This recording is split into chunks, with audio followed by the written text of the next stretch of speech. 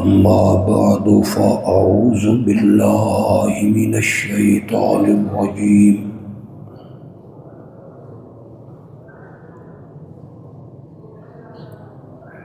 بسم الله الرحمن الرحيم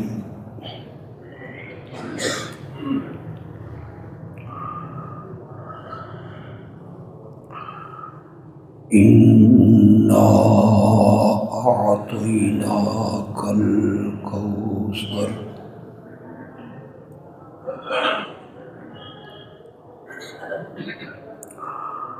فصل لربك وانحر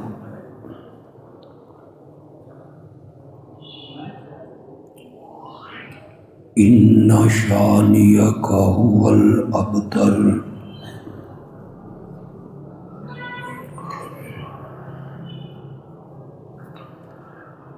اللهم صل على سيدنا ومولانا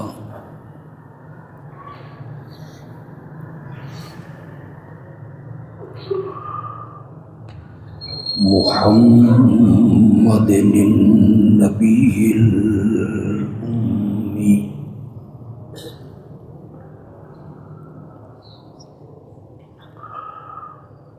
وعلى آله وأصحابه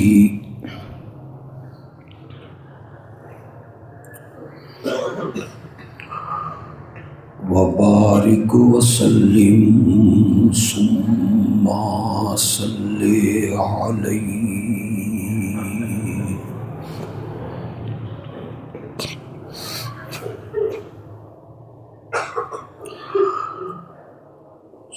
سورۃ کوثر کی دوسری آیت فصل لربک وانحر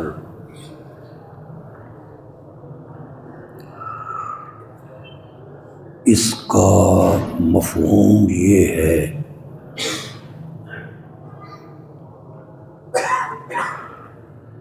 کہ عبادت کی جتنی قسمیں ہیں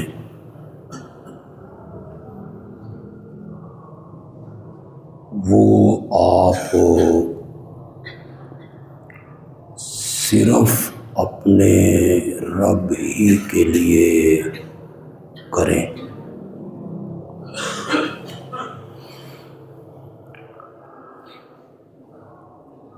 یہی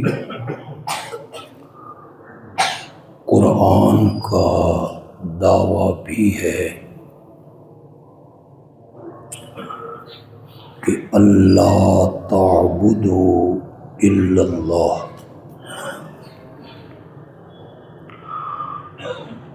کہ اس دھرتی پر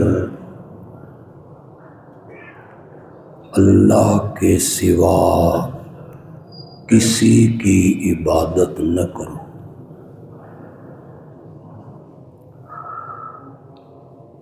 یہی انسانوں اور جنات کی تخلیق کا مقصد بھی ہے۔ وَمَا خَلَقْتُ الْجِنَّ وَالْإِنسَ إِلَّا لِيَعْبُدُونِ۔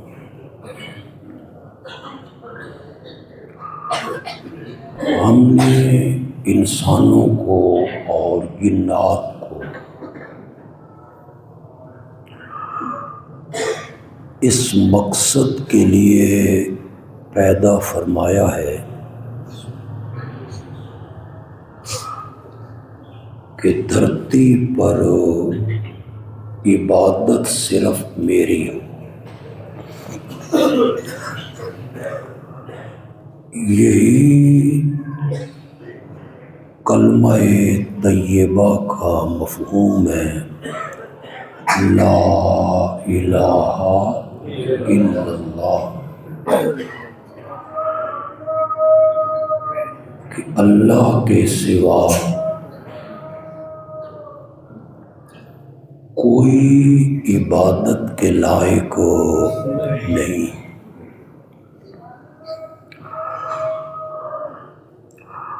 ہمارے ملک میں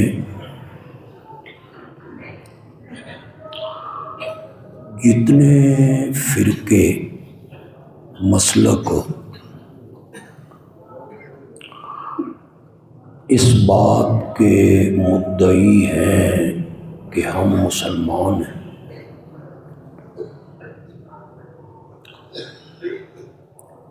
ان سب کا اس نقطے پر اتفاق ہے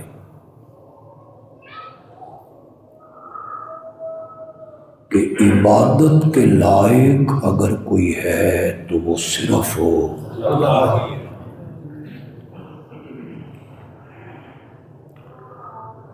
چاہے وہ دیوبندی ہوں، بریلوی ہوں، اہل حدیث ہوں یا شیعہ ہوں، سب کلمہ پڑھ کے اقرار کرتے ہیں کہ اللہ کے سوا عبادت کے لائق کوئی۔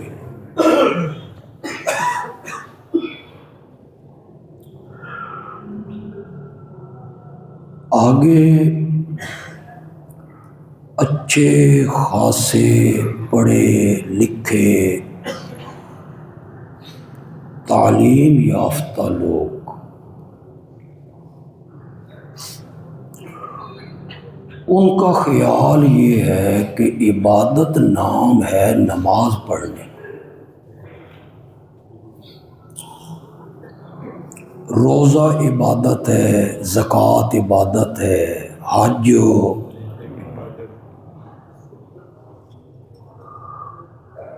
ہم تو غیر اللہ کی نماز نہیں پڑھتے،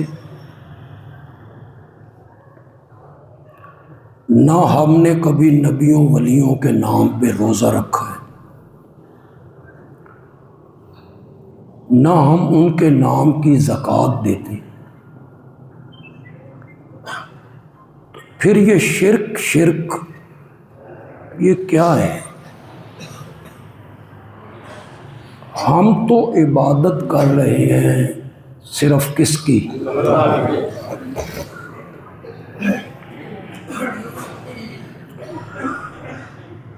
اچھے خاصے علماء تک یہ سمجھ رہے ہیں کہ صرف نماز میں ہاتھ باندھنے کا نام عبادت ہے،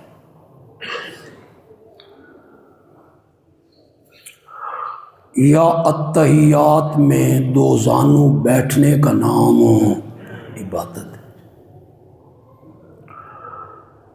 حجر اسود کو چومنے کا نام عبادت ہے۔ انہیں کون بتائے کہ یہ سب عبادت کی اقسام ہیں، قسمیں، نماز، روزہ، حج، زکوٰۃ، طواف، سجدہ، یہ عبادت کی کیا ہے؟ قسمیں۔ ان کے پیچھے ایک عقیدہ ہے، ایک نظریہ،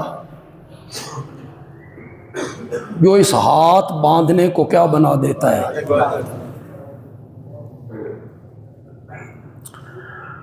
میں آپ کی آسانی کے لیے آپ کو سمجھا دیتا ہوں۔ نماز میں آپ نے قیام کیا، کھڑے ہوئے، یہ کیا ہے؟ عبادت ہے۔ اس میں ہاتھ آپ نے باندھ لیے، یہ کیا ہے؟ عبادت۔ آپ اپنے استاد کے سامنے ہاتھ باندھ کے کھڑے ہو گئے، استاد کی عبادت بن جائے گا؟ اس پہ تھوڑا سا غور فرمائیے۔ آپ اپنی والدہ کے سامنے یوں ادب سے کھڑے ہو گئے تو یہ کھڑا ہونا عبادت بن جائے گا؟ نہیں بنے۔ نماز میں ہاتھ باندھتے ہیں تو عبادت بن جاتا ہے، استاد کے سامنے باندھ کے کھڑے ہوتے ہیں تو عبادت نہیں بنتی۔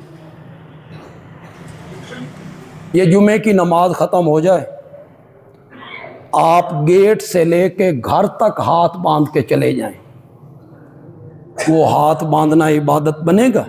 نہیں بنے گا۔ اتحیات میں آپ بیٹھے دو زانو ادب سے نماز میں، تو یہ اتحیات میں دو زانو بیٹھنا کیا بن گیا؟ عبادت۔ آپ اپنے والد صاحب کے سامنے بیٹھ گئے، اسی طرح ادب سے اپنی والدہ کے سامنے بیٹھ گئے، مرشد کے سامنے بیٹھ گئے، استاد کے سامنے بیٹھ گئے، وہ اتحیات میں بیٹھنا عبادت بنے گا؟ تو پھر ہمیں بھی سمجھاؤ نا، یہاں باندھیں تو عبادت بن جاتا ہے، استاد مرشد والد والدہ کے سامنے اس طرح بیٹھ جائیں تو وہ عبادت نہیں۔ حجر اسود کو چومنا عبادت ہے، آپ اپنے بیٹوں کو نہیں چومتے، وہ عبادت بنے گا؟ آپ اپنے مرشد کے ماتھے کو چوم لیتے ہیں، آپ اپنی والدہ کے سر کو چوم لیتے ہیں، آپ اپنے والد صاحب کے ماتھے کو چوم لیتے ہیں، تو وہ چومنا عبادت بنے گا؟ بولو تو صحیح ذرا۔ نرا چومنے کا نام تو عبادت نہیں ہے۔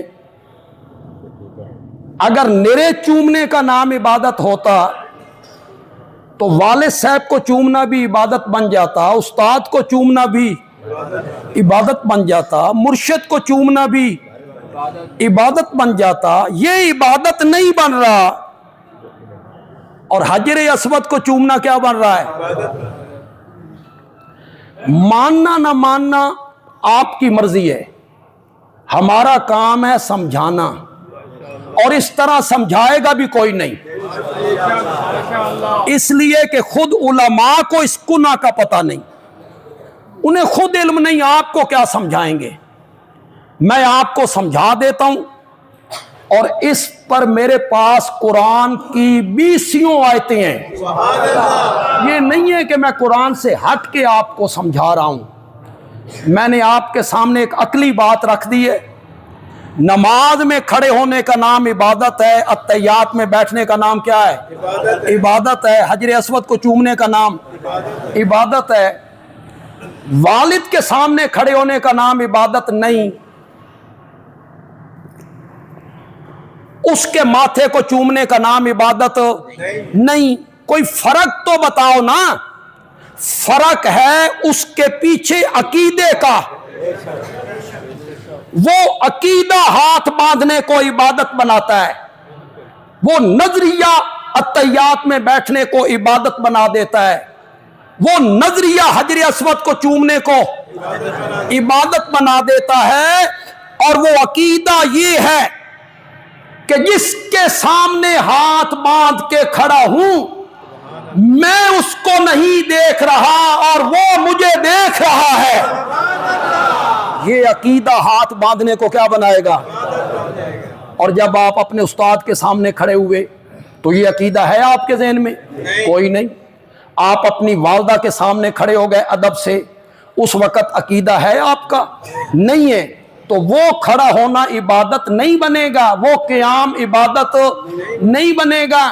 اور جب آپ اللہ کے سامنے کھڑے ہوئے تو آپ کے ذہن میں یہ عقیدہ ہے، میں مسجد میں ہوں یا گھر میں، گھر کے تہ خانے میں، دن کے اجالے میں یا رات کی تاریکی میں، یہاں بھی میں ہاتھ باندھ کے جس ہستی کے سامنے کھڑا ہوں وہ مجھے دیکھ رہا ہے، اور میں اس کو، اس عقیدے نے ہاتھ باندھنے کو کیا بنا دیا؟ غور سے بولو۔ اس عقیدے نے دو زانو بیٹھنے کو کیا بنا دیا؟ اس عقیدے نے حجر اسود کے چومنے کو کیا بنایا؟ جب ہم لوگوں سے کہتے ہیں کہ آپ قبروں کو چومتے ہیں، مزاروں کو، تو وہ کہتے ہیں تم اپنے بچوں کو نہیں چومتے ہو؟ تو جب بچوں کو چوم رہے ہیں تو یہ عقیدہ ہے کہ یہ میرے سامنے نہیں ہے، یہ غیب ہیں، نہیں ہے عقیدہ۔ اور جب حجر اسود کو چوم رہے ہیں تو کیا عقیدہ ہے کہ وہ اللہ مجھے دیکھ رہا ہے، میں اس کو۔ اور جب آپ قبر کی چوکھٹ کو یا قبر کو چوم رہے ہیں، اس وقت آپ کا عقیدہ نہیں ہے کہ صاحب قبر کو میں نہیں دیکھ رہا اور وہ مجھے۔ اس عقیدے نے تو چومنے کو کیا بنایا تھا؟ عبادت بنایا تھا۔ جب بیٹے کو چوم رہے ہیں تو یہ عقیدہ نہیں، والد کے ماتھے کو چوم رہے ہیں تو یہ عقیدہ نہیں، ماں کے سر کو چوم رہے ہیں تو یہ عقیدہ نہیں، مرشد کے ماتھے پہ بوسہ دے رہے ہیں تو یہ عقیدہ نہیں۔ ہار چومنا عبادت نہیں بنے گا، وہ چومنا عبادت بنے گا جس کے پیچھے ایک نظریہ اور عقیدہ ہوگا کہ جس قبر کو، چوکھٹ کو میں چوم رہا ہوں، میں اسے نہیں دیکھ رہا اور وہ مجھے۔ اس عقیدے نے حجر اسود کو چومنے کو کیا بنایا تھا؟ عبادت بنایا۔ اور آپ نے کلمے میں کہا ہے لا الہ الا اللہ۔ لوگ سمجھتے ہیں صرف نماز پڑھنے کا نام عبادت ہے، روزے رکھنے کا نام عبادت۔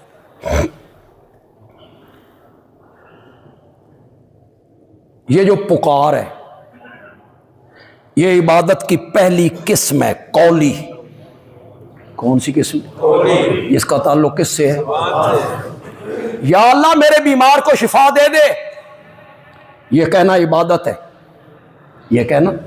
یا اللہ مجھے مقدمے سے رہائی دے دے، یا اللہ مجھے شفا دے دے، مجھے اولاد دے دے، یہ جو کچھ آپ کہہ رہے ہیں اس کو آپ کی زبان میں کہتے ہیں پکار، عربی میں کہتے ہیں دعا۔ کیا کہتے ہیں؟ دعا۔ یہ قولی عبادت ہے، قولی عبادت ہے، پکارنا عبادت ہے۔ میں نہیں کہہ رہا ہوں، میری کیا مجال ہے، کائنات کے سرتاج نے کہا، سارے نبیوں کے امام نے کہا، رحمت للعالمین نے کہا، شفیع المذنبین نے کہا، 14 طبقوں کے سردار نے کہا، صاحب قرآن نے کہا، صاحب معراج نے کہا، حوض کوثر کے ساقی نے کہا، مقام محمود کے دولے نے کہا، نوریوں، ناریوں، خاکیوں، عرشیوں، فرشیوں کے سردار نے کہا۔ جائیے اپنے علماء سے پوچھئے کہ بندیالوی نے حدیث پیش کی ہے صحیح ہے یا غلط ہے، پوچھئے اپنے علماء سے۔ میرے آقا نے فرمایا الدعاء هو العبادہ۔ کروں ترجمہ؟ پکار ہی عبادت ہے۔ اور ایک اور جگہ پہ میرے آقا نے فرمایا الدعاء مخ العبادہ۔ کوئی عرب کنٹری میں رہنے والے بندے موجود ہوں، مخ، وہ جب عرب کے لوگ کچھ ناراض ہوتے ہیں تو کہتے ہیں مخ معافی، مخ معافی، مخ مغز، مخ نچوڑ، مخ خلاصہ۔ میرے آقا نے فرمایا الدعاء مخ العبادہ۔ ساری عبادت کا اگر کوئی نچوڑ اور مغز ہے نا تو وہ پکار ہے۔ لوگ سمجھتے ہیں صرف نماز پڑھنے کا نام عبادت ہے، پکارنے کا نام عبادت نہیں ہے۔ پکار بھی کیا ہے؟ زور سے بولو، میں نے حدیث پیش کر دی ہے، میرے پاس وقت نہیں ورنہ میں قرآن کی آیت پیش کر سکتا ہوں۔ سمجھدار اور ذہین لوگ اس آیت پہ غور کریں، میں تفصیل میں نہیں جانا چاہتا۔ قال ربکم ادعونی، تمہارا رب کہتا ہے ادعونی، مجھے پکارو، مجھے پکارو، استجب لکم، تمہاری پکاروں کو قبول کرنے کی صلاحیت مجھ میں ہے، میں قبول کر سکتا ہوں۔ یہ آیت کا پہلا حصہ ہے، مجھے پکارو، پکارو۔ اہل علم لوگ جنہیں تھوڑی سی شدھ بدھ ہے علم کے ساتھ وہ غور کرے. شروع میں کیا کہا؟ ادعونی، مجھے پکارو پکارو. آیت کے آخر میں کیا جا کے کہا؟ ان الذین یستکبرون عن دعائی. یہی ہے عن دعائی ہے. سارے سر ہلان لگ گئے ہو تو سارے روزہ لگ گیا. آخری حصے میں کیا ہے؟ ان الذین یستکبرون عن دعائی، جو میری پکار سے منہ موڑتا ہے. شروع میں جو پکار کا ذکر تھا تو آخر میں بھی پکار کا ذکر کرنا چاہیے تھا، لیکن واہ میرے مولا کیسے سمجھایا. شروع میں کہا ادعونی، مجھے پکارو مجھے پکارو. آیت کے آخر میں کہا ان الذین یستکبرون عن عبادتی. میرا رب کیا کہنا چاہتا ہے؟ پکار کیا ہے؟ شروع میں ادعونی، اسی کو آخر میں کہا ان الذین یستکبرون عن عبادتی. یہ ایک آیت نہیں ہے. میں خدا گواہ اس پر کئی آیتیں پیش کر سکتا ہوں. میں قرآن کا طالب علم ہوں. ہم نے قرآن سبقاً پڑھا ہے، پھر پڑھایا بھی ہے. میں کتنی آیتیں اس پر پیش کر دوں کہ پکارنا کیا ہے. زور سے بولو یار. میں نے نبی پاک کے کتنے فرمان پیش کیے؟ 2. آپ نے کیا فرمایا؟ پکار کیا ہے؟ اب لوگ کہیں گے ایک بندہ جا رہا ہے فرلانگ 2 فرلانگ دور، پیچھے سے ذمہ دار اس کو آواز لگاتا ہے اوے فلاں، تو یہ پکار عبادت بنے گی؟ تو وہ لوگوں کو دھوکہ دیتے ہیں. اگر پکار عبادت ہے تو یہ بھی پکار عبادت ہونی چاہیے. صحابہ کرام کے احد کے میدان میں پاؤں اکھڑے، قرآن کہتا ہے والرسول یدعوکم، رسول تمہیں پکار رہا تھا. تو وہ جو رسول پکار رہا تھا وہ پکار عبادت بنے گی؟ نہیں بنے گی. ایک بندہ جا رہا ہے، آپ پیچھے سے اس کو پکارتے ہیں، یہ پکار عبادت نہیں بنے گی، نہیں بنے گی. ایک منٹ کے لیے دل و دماغ میرے حوالے کیجئے، میں آپ کو سمجھاتا ہوں کہ کون سی پکار عبادت بنے گی. ہر پکار عبادت نہیں بنے گی. وہ پکار عبادت بنے گی جس کے پیچھے یہ عقیدہ ہوگا کہ جس کو میں پکار رہا ہوں میں اس کو نہیں دیکھ رہا اور وہ مجھے دیکھ رہا ہے، اور ہر جگہ سے میری پکار کو وہ سنتا ہے. یہ عقیدہ پکار کو کیا بنائے گا؟ عبادت بنائے گا. اس عقیدے سے وہ پکار کیا بنے گی؟ اور بغیر اسباب کے سنتا ہے. ورنہ تو ہماری قوم کے جو لوگ ہیں پڑھے لکھے، انہیں بھی علماء چکر دے دیتے اور وہ بھی کہتے ہیں سبحان اللہ جی. وہ کہتے ہیں چھت پہ چڑھنا ہو تو سیڑھی کی ضرورت ہوتی، اللہ تک پہنچنا ہو تو پھر بزرگوں کی ضرورت تو ہوتی. لوگ نعرے بھی لگاتے ہیں، اوپر نوٹ بھی پھینکتے اس دلیل پر. دلیل دیکھیں آپ، بڑے افسر کو ملنا ہو تو پھر چھوٹے افسروں کی ضرورت پڑتی ہے نا. تو چھوٹے افسروں کی سفارش بڑے افسر تک، پھر بندہ بڑے افسر تک پہنچ جاتا ہے. تسی کمال کر دیو جی، ڈائریکٹ رب تک. چھت پہ چڑھنا ہو تو سیڑھی کی ضرورت پڑتی ہے. میں تعجب ہے مجھے پڑھے لکھے لوگوں پر، میری یہ تقریر فیس بک یا یوٹیوب کے ذریعے ہر کلمہ گو تک پہنچ رہی ہے. وہ میری اس بات پر غور کرے. ان دلیلوں سے متاثر ہوتے ہو، یہ دلیل تو میں ایک چٹکی میں توڑ دیتا ہوں. اس پر تو مجھے دلیلیں دینے کی ضرورت بھی کوئی نہیں، ایک چٹکی سے توڑ دیتا ہوں. آپ میرا ساتھ دیں. چھت پہ چڑھنے کے لیے سیڑھی کی ضرورت اس لیے پڑتی ہے کہ کہ چھت ہے وہاں اور میں ہوں یہاں، 12 فٹ دور، 18 فٹ دور، میں نے یہاں سے جانا ہے وہاں، بغیر سیڑھی سے نہیں جا سکتا۔ مولا تو کہاں ہے؟ تجھے جو چھت کے ساتھ انہوں نے مثال دے دی، تجھے مثال دی چھت کے ساتھ، بزرگوں کو سیڑھی کے ساتھ، مولا تو کہاں ہے؟ 18 فٹ دور ہے۔ فرمایا انی قریب، انی قریب۔ بولو مانا آپ کریں، میں کیا ہوں؟ مولا یہ مائک میرے قریب ہے، مولا یہ رومال میرے قریب ہے، مولا یہ سٹینڈ میرے قریب ہے، تو کتنا قریب ہے؟ فرمایا نحن اقرب الیہ من حبل الورید، تیری شاہراہ اتنی قریب نہیں جتنا میں تیرے قریب ہوں۔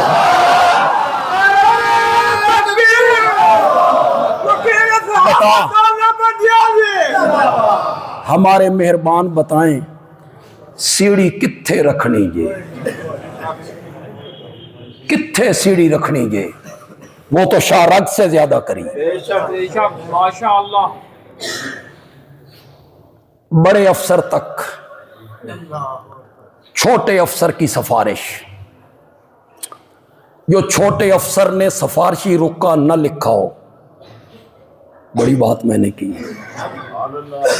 چھوٹے افسر نے وہ سفارشی رکا نہ لکھا ہو، اس نے جا کے بڑے افسر کو پیش کیا، بڑے افسر کو محسوس ہوا کہ اس نے نہیں لکھا، وہ بڑا افسر پھر کیا کرے گا؟ تم ان کی سفارش کو پیش کرنے لگے ہو جو رب کے دربار میں سفارش کرنا ہی نہیں چاہتے، ان کی سفارش کو پیش کرنے لگے ہو جن کو اس سفارش کا پتہ، آپ کے اس کہنے کا انہیں پتہ ہی نہیں ہے۔ آپ سرگودا جائیں ڈپٹی کمشنر صاحب کے دفتر، ڈپٹی کمشنر صاحب خوشگوار موڈ میں ہوں، دفتر سے باہر کھڑے ہوں، آپ گئے، درخواست آپ کے ہاتھ میں، ڈی صاحب کہتے ہیں بولو درخواست پیش کرو۔ آپ نے دائیں دیکھا، بائیں دیکھا، پیچھے دیکھا، ڈی صاحب کہتے ہیں کدھر دیکھتے ہو؟ یہ کہتا ہے میں آپ کے چپڑاسی کو دیکھ رہا۔ اس کی کیا ضرورت ہے کہ آپ تک پہنچنا ہے تو اس کی ضرورت ہے۔ ڈی سی صاحب کہتے ہیں تو نے میری آفر کی توہین کی ہے، میں جب کہہ رہا ہوں بولو درخواست پیش کرو، پھر ادھر ادھر دیکھنے کی کیا ضرورت ہے؟ وَإِذَا سَأَلَكَ عِبَادِي أَنِّي فَإِنِّي قَرِيبٌ أُجِيبُ دَعْوَةَ الدَّاعِ إِذَا دَعَانِ، جب بھی کوئی پکارنے والا مجھے پکارتا ہے میں اس کی پکاروں کا جواب دیا کرتا ہوں۔ ماشاءاللہ ماشاءاللہ، بے شک بے شک۔ ان دلیلوں سے لوگ متاثر ہو جاتے ہیں، اور ایسی دلیلوں سے متاثر ہو جاتے ہیں کہ ریڈیو اسٹیشن ہے کراچی، اس ریڈیو اسٹیشن کے اندر بیٹھ کے ایک بندہ بولتا ہے میں سرگودا میں ہوں، میں نے ریڈیو کھولا اور کراچی میں بولنے والے کی آواز آنے لگی، لندن میں بیٹھا ہے بی بی سی لندن، وہاں بات کر رہا ہے، میں نے سرگودا میں ریڈیو کھولا، آواز آئی کہ نہیں آئی؟ آئی۔ یہ بیان کر کے علماء فرماتے ہیں ایڈا سارا آلہ، لندن کی آواز سرگودا میں، انہاں چ ایڈی طاقت ہے تے بزرگاں چ ایڈی طاقت بھی نہیں کہ وہ ساڈیاں سن سکن۔ آگے پڑھی پڑھائی قوم، وہ کہتے ہیں ماشاءاللہ جی، بڑی واقعی جی اتنا سارا آلہ ہے، ریڈیو ہے۔ پھر وہ کہتے ہیں موبائل چھوٹا سا آلہ ہے، بندہ مکے سے بول رہا ہے سرگودے بات ہو رہی ہے، امریکہ سے بول رہا ہے سرگودے بات ہو رہی ہے، علماء پھر پوچھتے ہیں لوگوں سے چھوٹے جائے آلے چ ایڈی طاقت ہے کہ مکے کی آواز سرگودا، سرگودا کی آواز مکے تے بزرگاں چ ایڈی طاقت بھی نہیں بے ساڈی سن سکن. یہ بودے دلائل اس کو بھی چٹکی میں توڑ دوں. ماشاءاللہ جی، ماشاءاللہ. میں نے کہا میں ریڈیو دے سیل کھسکا دینا، تو بی بی سی بلا، میں موبائل دی روح کٹ لینا. کیا ہے وہ؟ بولو تو صحیح میرے ساتھ یار، کیا ہے وہ؟ بیٹری سم نکال لیتا ہوں، تو موبائل میں بات کرا میری مکے. او میرے بھائی، یہ اسباب کے تحت ہے، یہ مشینری کے تحت ہے، یہ اسباب کے تحت ہے، یہ ذرائع کے تحت ہے، یہ شعاؤں کے تحت ہے، اور رب سنتا ہے بغیر اسباب کے. وہ پکار عبادت بنے گی. یہ سب اسباب ہیں، ذرائع ہیں، مشینری ہے، اسباب کے تحت ہے. میں اس کی آپ کو مثال دے دیتا ہوں. میرے مرشد بیٹھے ہیں کراچی، میرے پیر صاحب کراچی میں.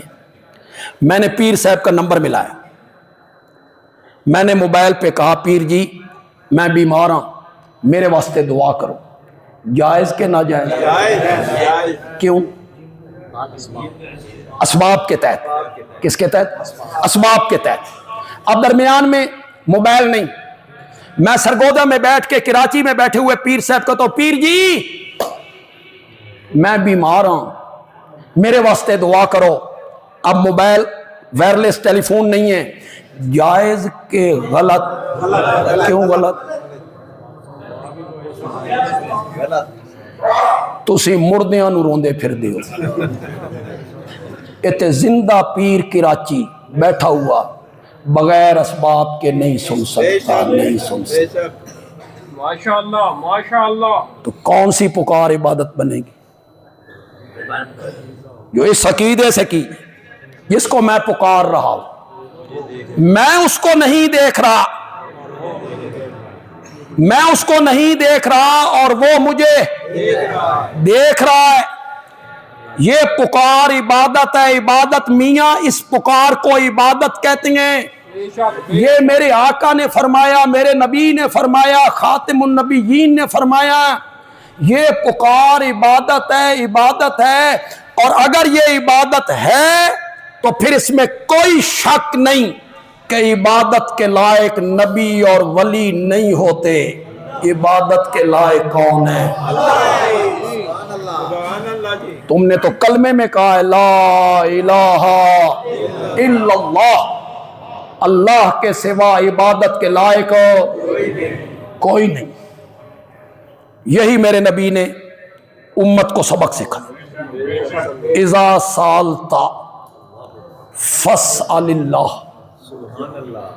پتہ نہیں دنیا امت کس طرف چلی گئی، امت کو کیا ہوا. اس امت کے نبی نے بڑی نتھری ہوئی توحید امت کو سمجھائی تھی.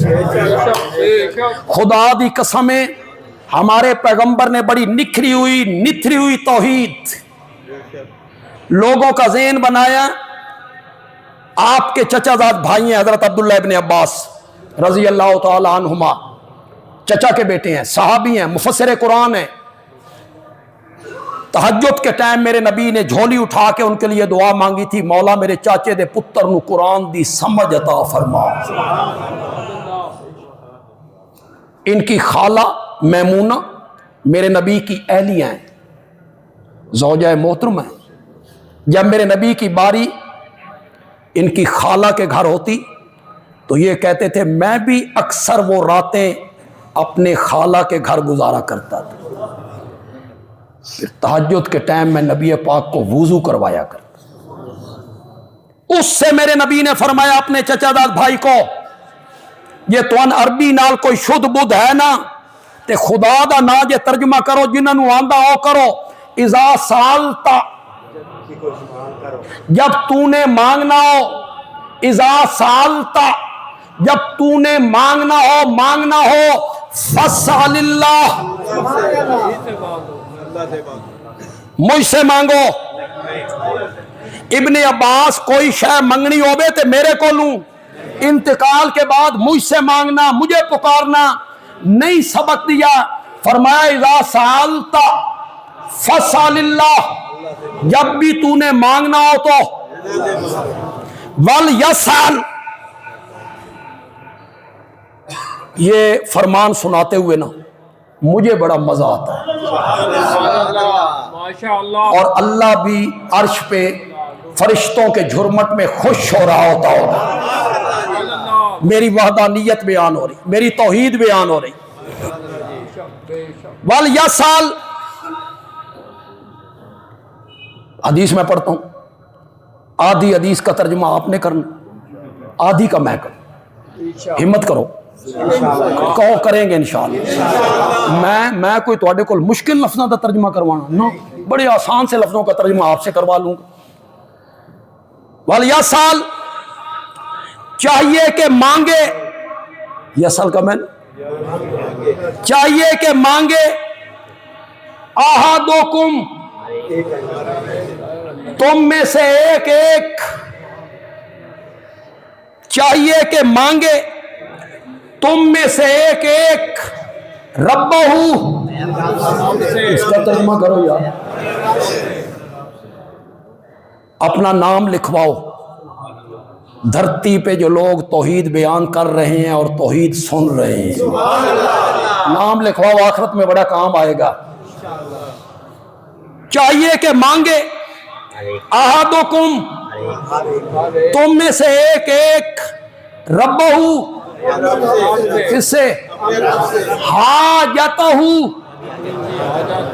کلہا, کرو مانا, حاجتہ کلہا, ساری حاجتیں کس سے مانگے؟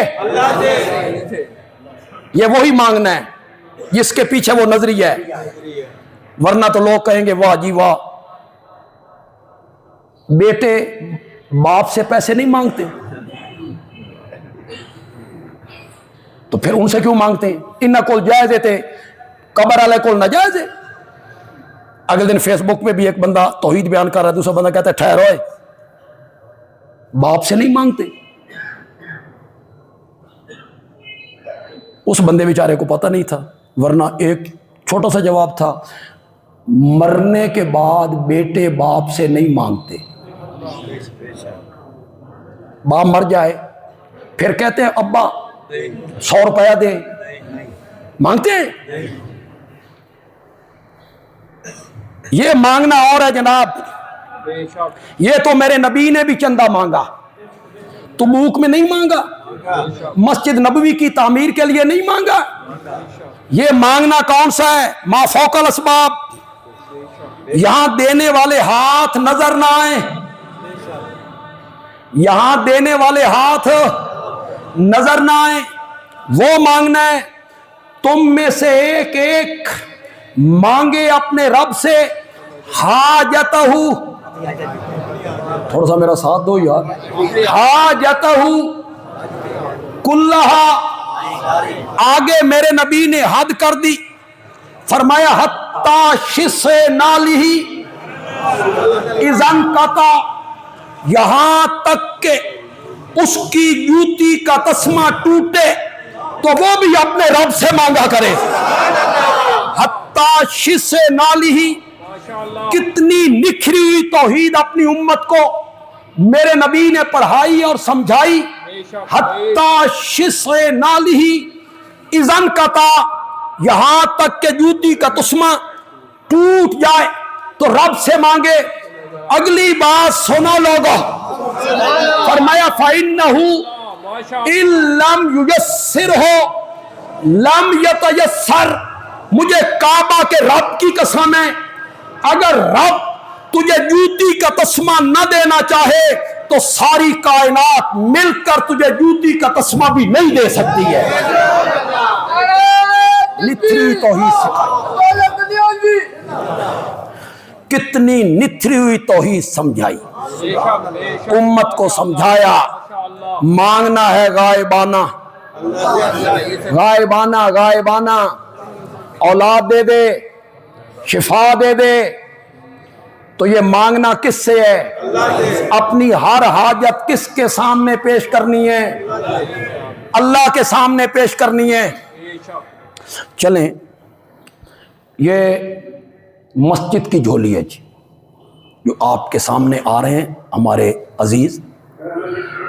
پچھلے جمعے جو کچھ آپ نے کیا وہ آپ کے ذہن میں ہوگا, وہی کچھ کر دیجیے. اس سے بڑھنا نہیں ہے تو اس سے گھٹنا بھی نہیں. آپ کو پتا ہوگا کہ پچھلے جمعے آپ نے کتنے پیسے ڈالے, 100 200 500 1000 5000. تو کئی احباب ایسے بھی ہوں گے جو صاحب ثروت ہیں, زیادہ دے سکتے ہیں.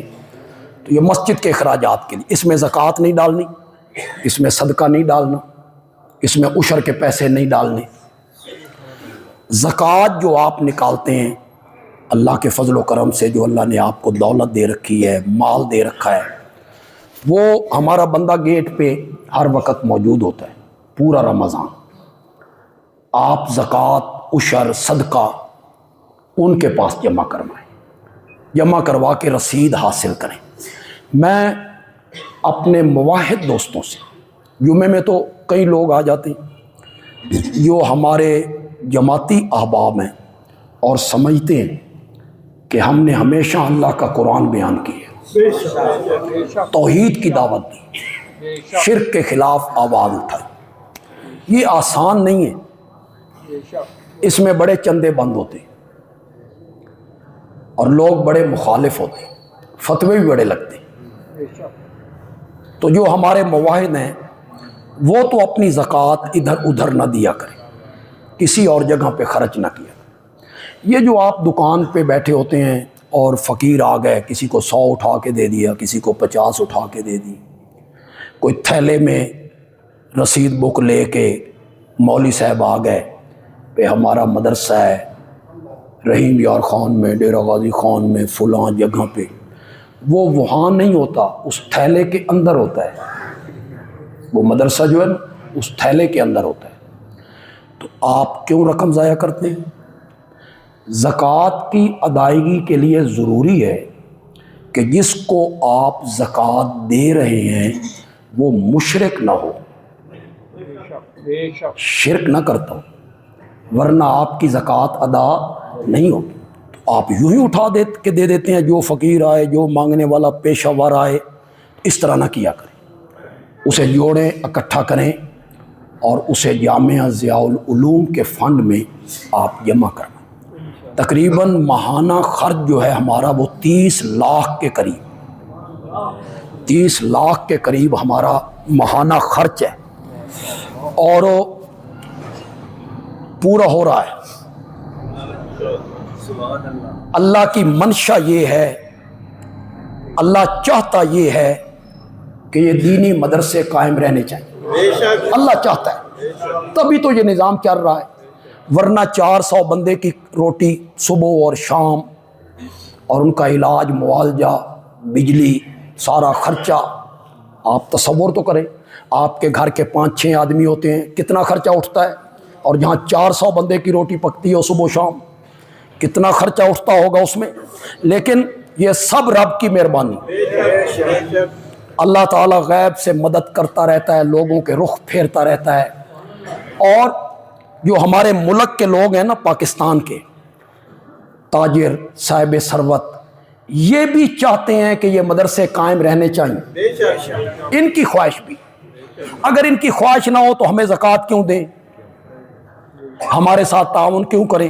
تو یہ بھی چاہتے ہیں کہ یہ دین کی بہاریں ہیں, مسجدیں قائم ہیں, تراویح میں ہر مسجد کے اندر ایک حافظ سنا رہا ہے, ایک سن رہا ہے. یہ سب کہاں سے نکل کے آ رہے ہیں؟ مدرسوں سے. مسجد میں خطیب ہے, قاری ہے, ہمارے بچوں کو قرآن پڑھا رہا ہے, کلمہ سکھا رہا ہے. تو یہ مدرسوں سے یہ لوگ آ رہے ہیں، تو آپ نے بھرپور طریقے سے جامعہ ضیاء العلوم کے ساتھ تعامل کرنا ہے۔ بس آخر میں ایک بات کرتا ہوں، انشاءاللہ آئندہ جمعہ باقی حصہ جو ہے اس پر روشنی ڈالیں گے انشاءاللہ۔ یہ ثابت ہو گیا کہ پکار عبادت ہے، بولو تو صحیح، پکار کیا ہے؟ عبادت ہے۔ تو پھر یہ بتانے کی ضرورت نہیں کہ عبادت کا حقدار کون ہے۔ تو پکار ہمیشہ مصائب میں، مشکلات میں، تکلیفوں میں، دکھوں میں، غموں میں، حاجات میں، بیماریوں میں گھر کے، صحت پا کے، جیل کی تنگ و تاریک کوٹھریوں میں، آزادی کی فضاؤں میں، تنگ دستی میں، خوشحالی میں، ہر موقع پر بغیر کسی واسطے اور وسیلے کے پکارنا ہے۔ تو کس کو پکارنا ہے؟ یہ پکار کیا ہے؟ ایک بات ذہن میں آئی، اس سے پہلے کبھی نہیں کی، بس یوں ہی ذہن میں آ گئی۔ عبادت تو رب کے لیے ہوتی ہے، نماز کس کے لیے؟ رب کے لیے۔ اتحیات میں بیٹھنا رب کے لیے، زکوٰۃ رب کی رضا کے لیے، رب کے لیے ہوتی۔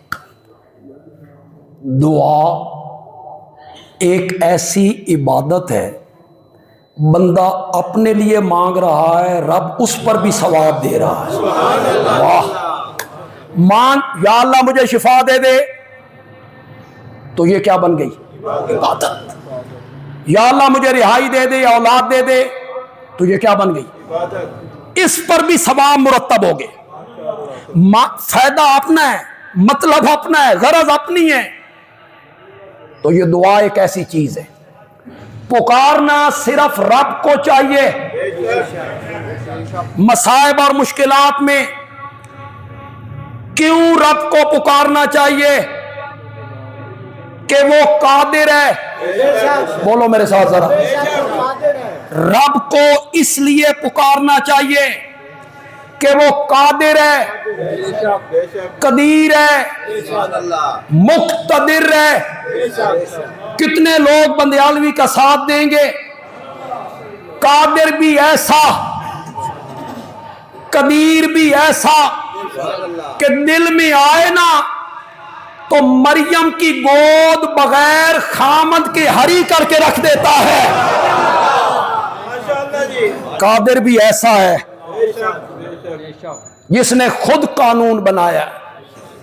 نر مادے کا جوڑا نہ ملے نا اولاد پیدا نہیں ہوتی۔ کس نے قانون بنایا؟ خود قانون بنایا۔ اولاد کے لیے ضروری ہے کہ نر مادے کا جوڑا ملے، لیکن جب مریم کو خوشخبری دی تو مریم نے کہا انا یکون لی غلام، مولا بیٹا کیسے؟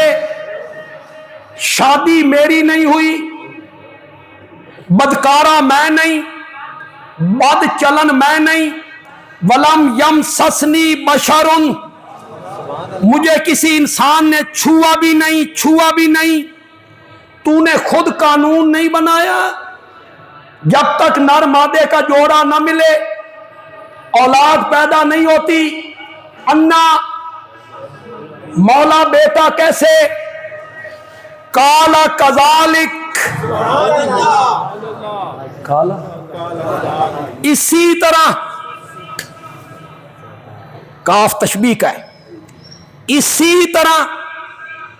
کس سے تشبیہ دینا چاہتے ہیں؟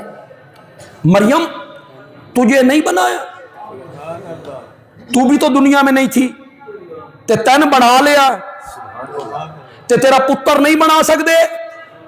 اسی طرح میری جماعت کے شیخ مولانا حسین علی بولے رحمت اللہ علیہ، انہوں نے فرمایا کذالک کا کاف تشبیہ کا نہیں ہے، لے بیان الکمال، یوں ہی کیا میں نہ کریں، یوں ہی، یہ یوں ہی دے لفظ نال کوئی مزہ نہیں آیا، काफले बयान कमाल का। तो बंदयालवी वजाहत करता है, अल्लाह ने जवाब दिया, ताज्जुब क्यों करती हो, शादी तेरी ना हुई होवे,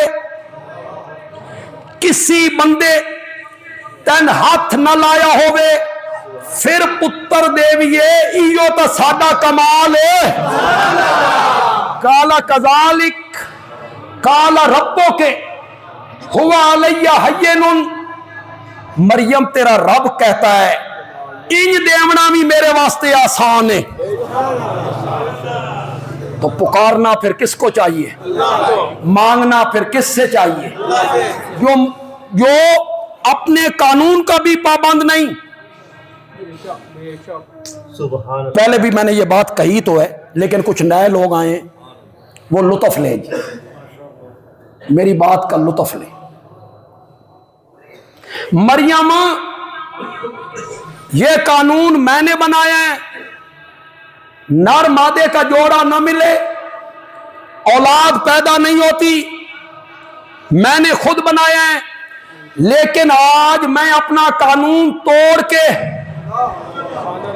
कुदरतों के मुजाहरे करना चाहता हूं, लोगों को बताना चाहता हूं दुनिया के कानून खत्म हो जाएं, ज़ाब्ते टूट जाएं, उसूल मुक जान, डॉक्टरों का बोर्ड फैसला करे इस औरत की कोख से बच्चा पैदा नहीं हो सकता, डॉक्टरों का पैनल फैसला करे ये मरीज मौत के पंजे से बच नहीं सकता, वकीलों का पैनल फैसला करे ये मुल्ज़म फांसी के फंदे से बच नहीं सकता।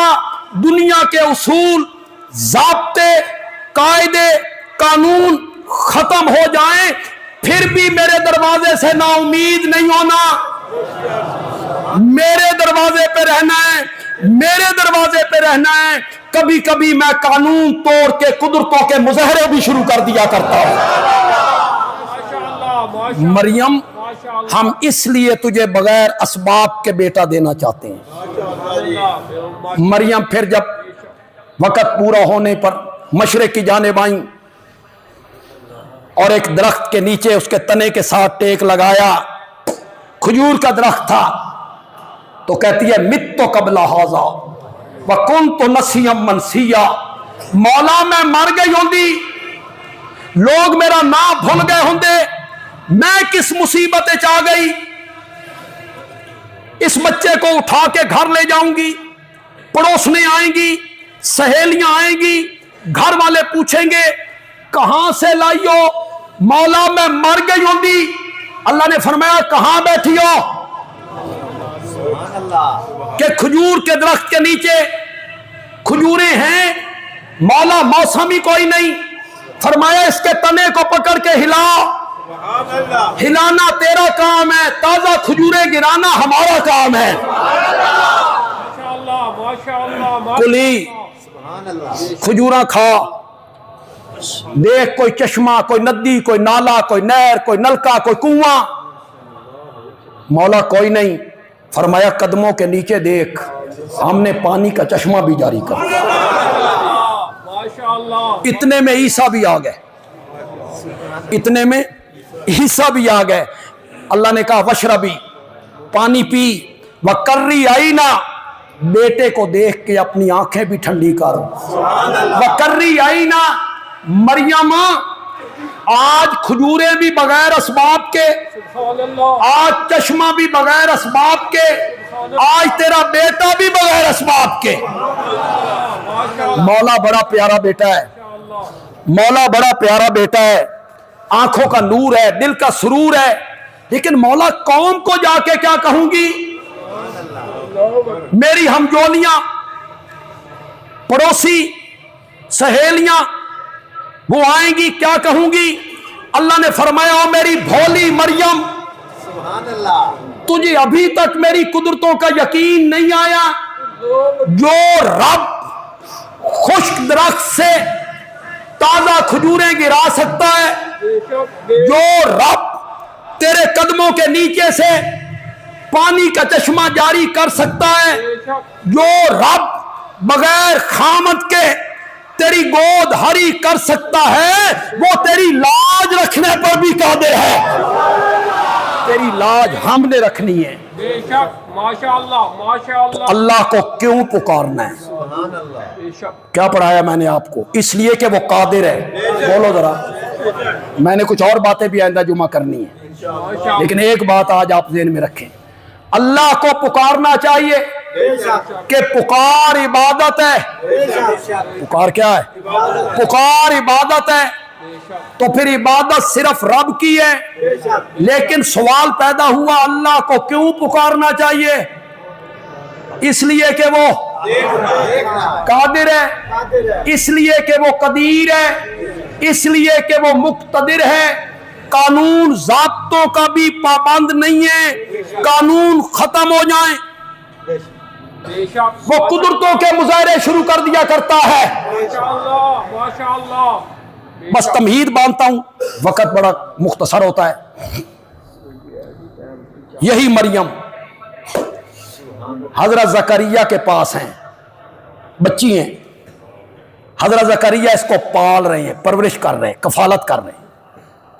کہیں باہر کام پہ جاتے ہیں، اسے کمرے میں بند کر دیتے ہیں، واپس آتے ہیں، دیکھتے ہیں بچی کے سامنے بے موسم پھل پڑے ہو۔ اللہ قدم کمرے کے اندر رکھا، ایک قدم باہر ایک اندر، سامنے دیکھا بے موسم پھل نے، پوچھا انا لکے ھذا، انا مکانیاں، انہاں دا موسم کوئی نہیں، تیرے کو کنجی آئے، انا زمانیاں، انا مکانیاں، یہ کسی منڈی میں ملتے نہیں، تیرے کو کنجی آئے، انا زمانیاں، انہاں دا موسم کوئی نہیں، تیرے پاس کیسے آئے؟ آگے سے بچی نے کہا ہوا من عند اللہ، ماشاءاللہ ماشاءاللہ ہوا من عند اللہ، یہ وہاں سے آئے ہیں جو موسموں کا پابند نہیں ہے۔ ماشاءاللہ بس بچی نے بات کی، زکریا کے دل میں اتری، مولا پتر لین دا موسم تے میرا بھی کوئی نہیں، عمر ہو گئی 120 سال،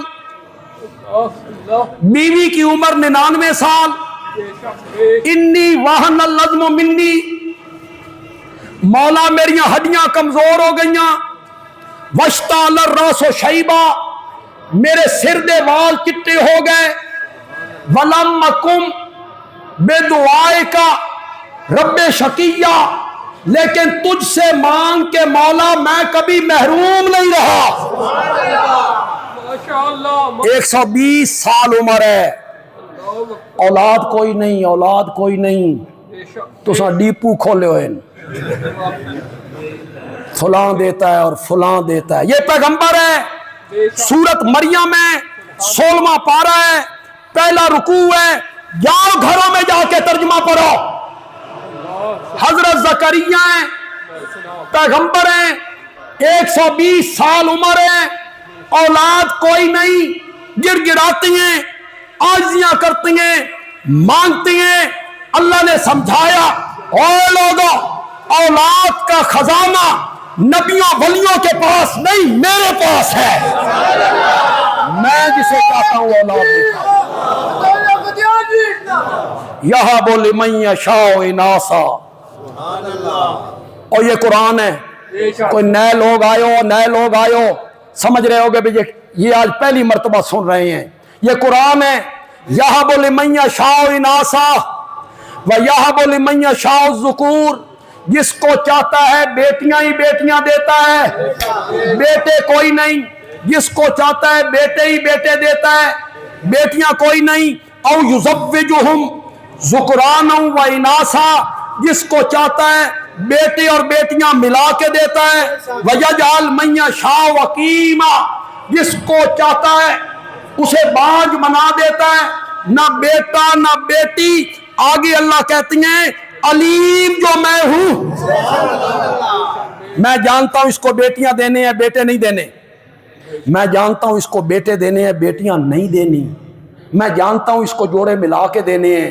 میں جانتا ہوں اس کو کوئی چیز نہیں دینی. یہاں بولے من یشاء اناسا.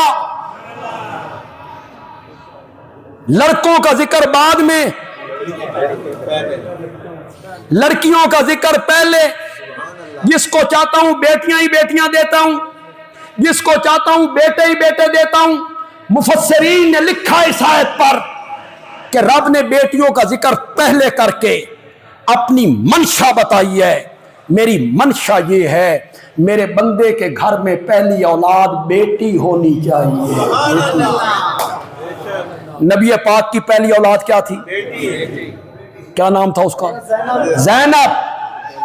زینب. وَلَمَّ كُمْ بِدُعَائِكَ رَبِّ شَقِيًّا. میں تجھ سے مانگ کے کبھی محروم نہیں رہا. بے شک. میں جمعے کی تقریر کو بھی گلوبل پہ ہی ختم کرنا چاہتا ہوں. ماشاء اللہ. آپ کو بھی اگلے جمعے تک اس جملے کا سرور آتا رہے. پھر اگلے جمعے پہ جوڑ لیں گے انشاءاللہ اگلا موضوع. وَلَمَّ كُمْ بِدُعَائِكَ. میں تجھ سے مانگ کے کبھی محروم نہیں رہا. شقیًا کا معنی محروم. عربی میں شقیًا کا معنی محروم نہیں ہوتا. شقیٌ کا معنی ہوتا ہے بدبخت. بدبخت. اب بندیالوی معنی کرنے لگا ہے جن کو عربی سے تھوڑی سی شدھ بدھ ہے. وَلَمَّ كُمْ بِدُعَائِكَ. یہ بے دعائک کی جو با ہے یہ سببیہ ہے. اس کو ہم کیا کہتے ہیں؟ سببیہ. مانا کروں گا تو لطف آ جائے گا. مولا میں تجھ کو پکارنے کی وجہ سے, اس لیے کہ میں تجھے پکارتا ہوں, تجھ سے اولاد مانگتا ہوں, اس وجہ سے میں بدبخت نہیں بنا. اس وجہ سے میں بدبخت نہیں بنا. میں کیوں بدبخت بنوں جو صرف تجھے پکارتا ہوں؟ بدبخت تو وہ ہے جو تجھے چھوڑ کے اوروں کو پکارتا پھرتا ہے. وَلَمَّ كُمْ بِدُعَائِكَ رَبِّ شَقِيًّا. اللہ تعالیٰ عمل کی توفیق عطا فرمائے.